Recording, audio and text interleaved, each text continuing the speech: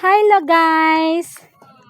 Magandang tanawin, ngunit madilim ang ating kalangitan. O ayan, dito kami ngayon sa aming munting asyenda. Ayan, sarap mamuhay sa bukid. Ito naman yung anong nangyari sa'yo? Nag-unggoy-unggoy na. Unggoy-unggoy muna tayo, dali. Ito na naman ang kanilang munting negosyo. Yung bagong mag-asawa. Yan yan. Yan sila, diba?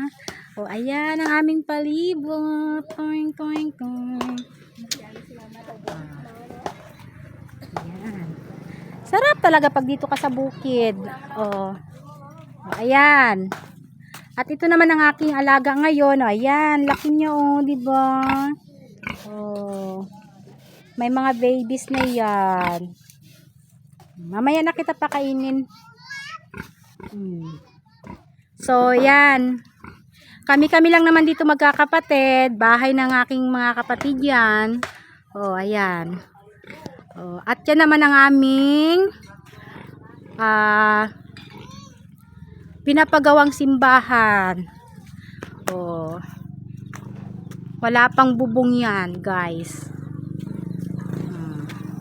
Baka may gustong mag-sponsor dyan para sa bubong. Ay, God bless na God. Ikot-ikot muna ako dito.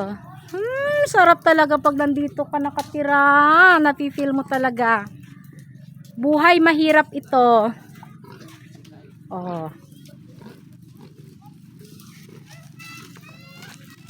Ito ang aming panggatong. Mas masarap kumain yung galing sa gumagamit ka lang ng kahoy.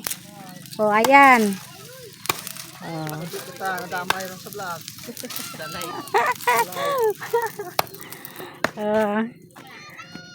Diba? Yan.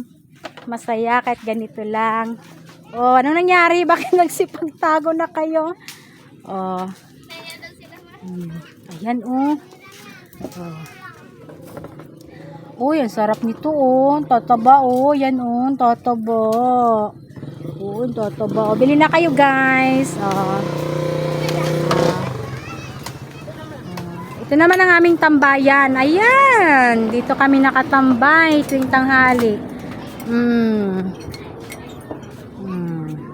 Bye-bye. Bye-bye, mga guys.